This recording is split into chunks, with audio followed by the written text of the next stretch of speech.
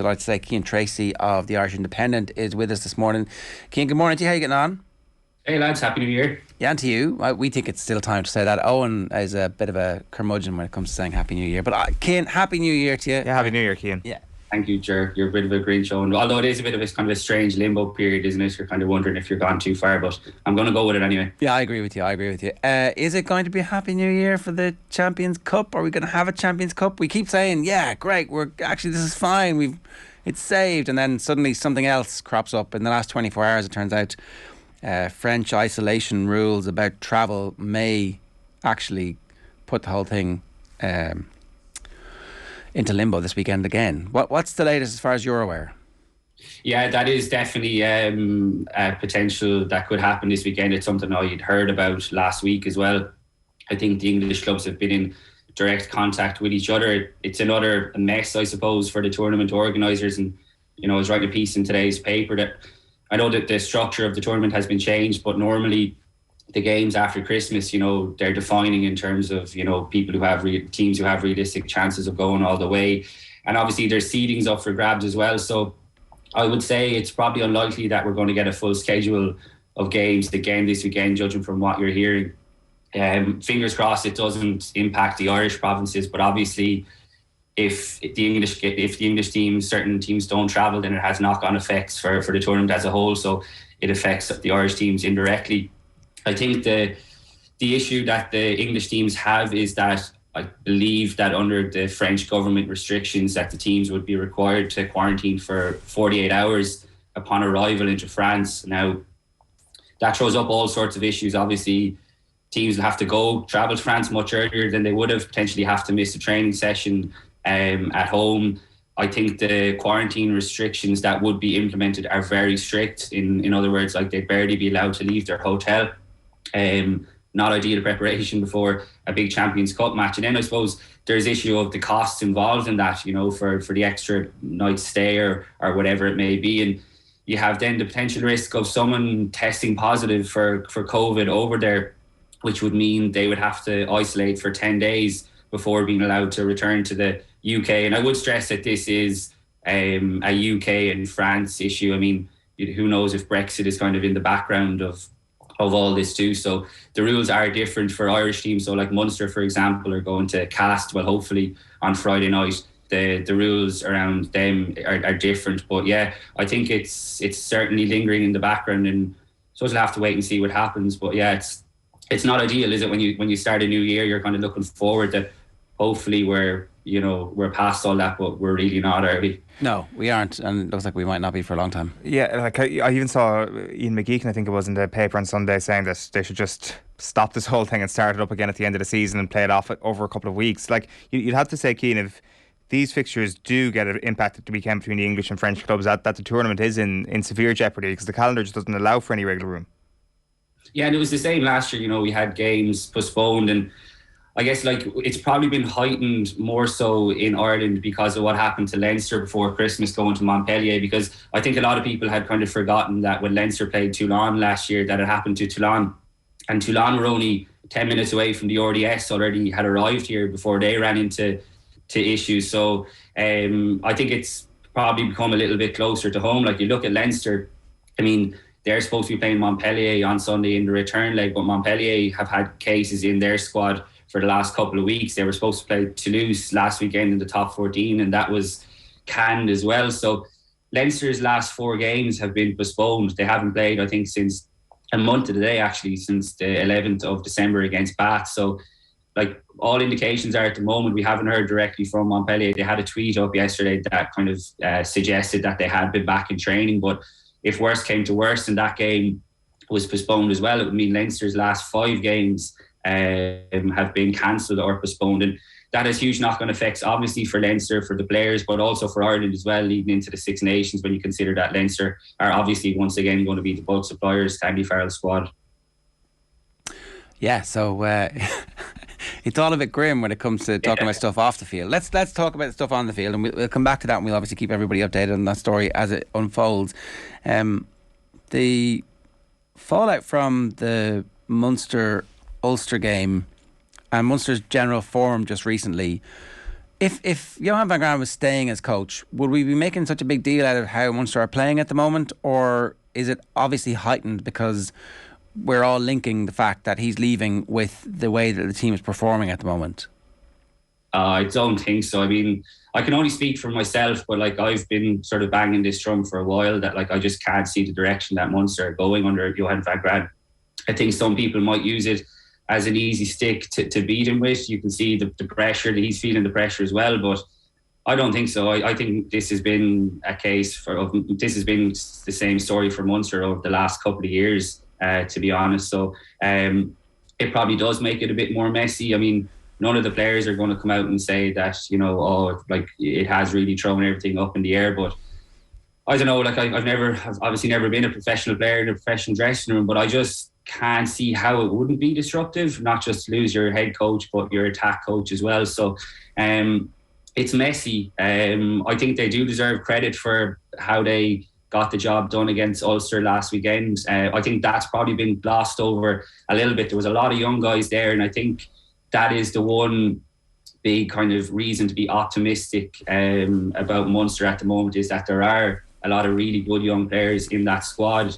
It's maybe just about getting the right man or men in to kind of nurture them more, because I think we've only seen them come through in probably this season more so than last. And a lot of that has probably been down to the fact that COVID has hit and different things. So there have been a few more opportunities than there might have ordinarily been. But yeah, I do think they deserve some credit. They're like, you look at like the halfbacks, Craig Casey, Jack Crowley, and you know, thinking their way around a difficult game, because Ulster have been going well this season. I'm not saying Munster shot the lights out, but they were down to 14 men for most of the game, and you know, they showed glimpses. There was still the same old kind of problems once they got into 22, but I thought they stuck to the task well. And you know, I mentioned they're going to Cast on Friday night, and they're another team whose progress is probably being glossed over a little bit. Like, they're up to third in the top 14 now, so that's a massive test that they have this weekend, and they're just fighting to, not to save their season would be an exaggeration, because they're going decent in Europe. They won both of their games, but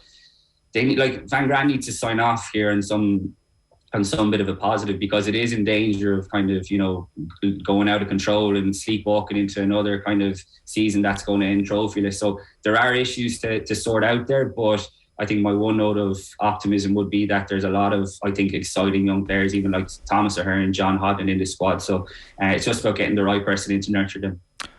What do we know so far, or maybe more to the point, what has Van Graan said to the press so far about his move to Bath? Is it literally just a statement from Bath and a statement from Munster at the time that we have, or has he gone into any great detail about it? Because I think quite famously at this point now, he just basically refused to talk about it on Saturday night.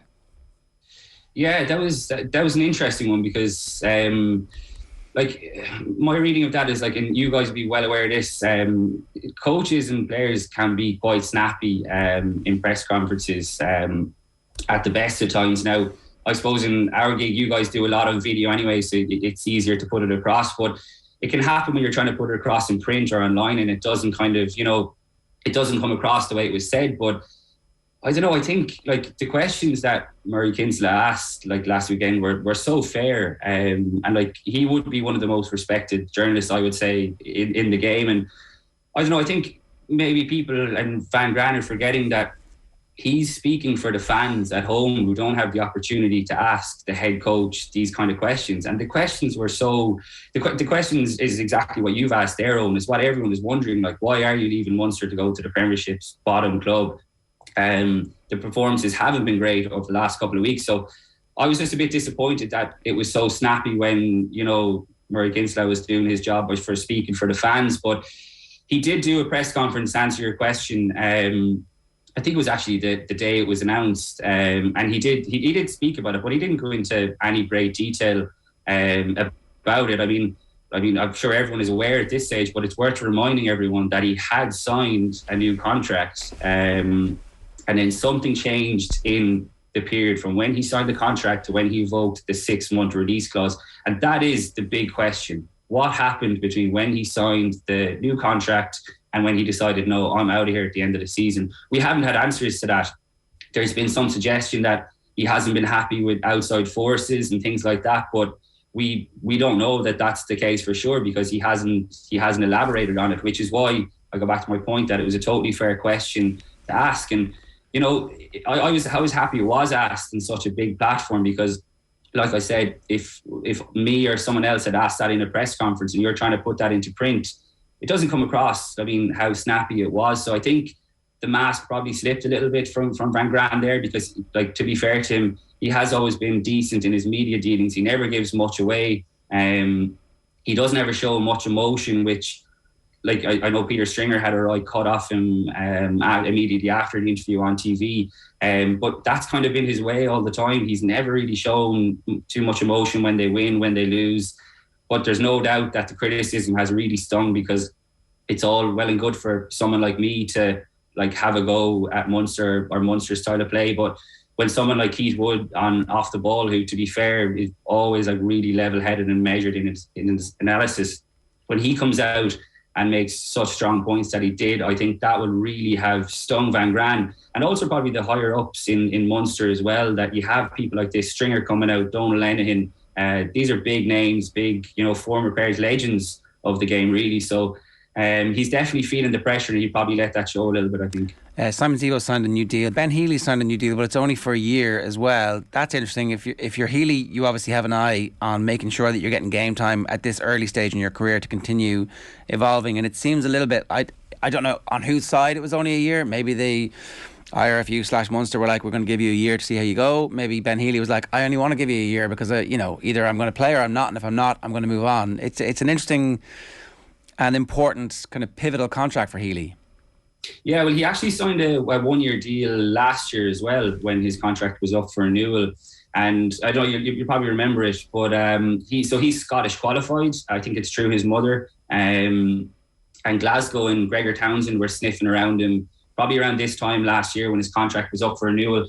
And he only opted to sign, as far as I know, there was a bigger deal on the table, but he only opted to sign a 1-year deal. Now, my reading of that would be, of course, that he's keeping his options open. So he was up for interview a couple of weeks ago, and he had said that he was happy enough with the way the contract negotiations were going. In other words, I have signed my contract, it just hasn't been announced yet. But I was pretty surprised that it was only a 1-year deal. He's getting plenty of game time, particularly at the moment with Joey Carberry out injured. I still think he has a way to go, mind you, to prove that he can take that next step up. But a 1-year deal, it keeps his options open. And like I said, the Scottish links aren't going away anytime soon. But if he feels like we're not privy, obviously, to the negotiations that are going on. Last year, players had to take pay cuts. It's the landscape is looking similarly grim at the moment, as we've discussed. So maybe the terms weren't as great as what he could have done. I know it's probably not a fair comparison, but you look at what Tadhg Furlong did in signing a 1-year deal last year as well, and now he's gotten a bumper contract. So maybe Healy is hoping that he does make the most of Joey Carberry being out for the next few weeks, and by the time he comes to renew his contract later this year, that he'll get better terms and sign on for 2 or 3 years. So it keeps his options open, and it might be a clever move on his part. Okay, it looks like Damien Delende is going back to Japan, and that Munster already have signed a big name replacement. Is Fekitoa at the same level as Delende? I'm not sure. I don't know if that's a foregone conclusion either. Okay. I think the interest is definitely significant, but my understanding of the situation is that Fekitoa is not short of options. Right. So, which is hardly a surprise, like a former All Black. On his day, he's absolutely class, but I think over the last couple of years, his days have probably been few and far between.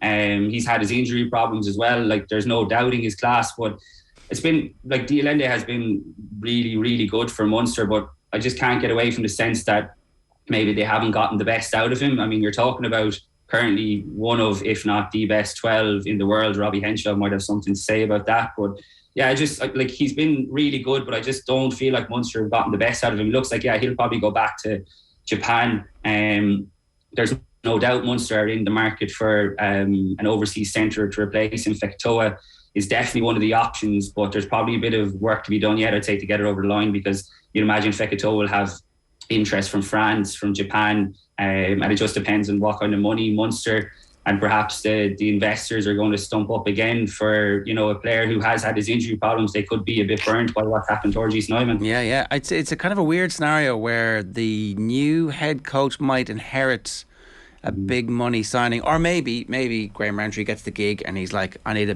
big number 12 who's going to replace Dialende, and he's delighted with it. It's some certainty to who the next Munster coach is going to be would be great for everybody.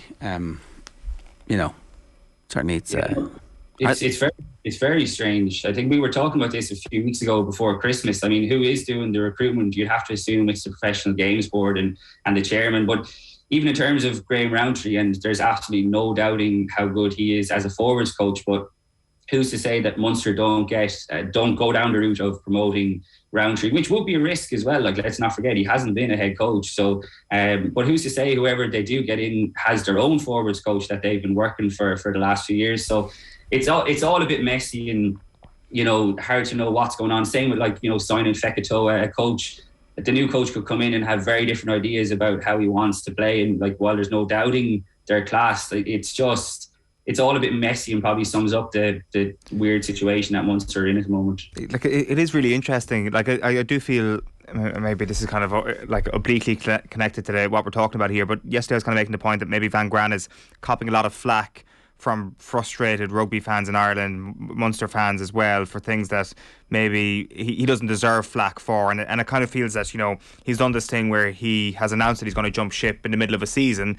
And what he would say is that this is how rugby always works, that, people line up their next move months and months in advance and it's announced publicly. But at the same token, Cian, Munster should really have something lined up in the relatively near future, shouldn't they? This idea that Johan Van Graan is a lame duck manager can only frustrate you so much, because unless Munster actually have their ducks in a row, then there's no one else to come in and actually take his job as a lame duck unless they've actually announced it. And the IRFU allowed him to put that clause in the contract, so they must have had a contingency plan. Okay, that's our plan. It gives us the option to get rid of you if you have a crap 6 months. But if you have a better option, what's our plan? Presumably David Nucifora has a plan here, right? I mean, he always has a plan.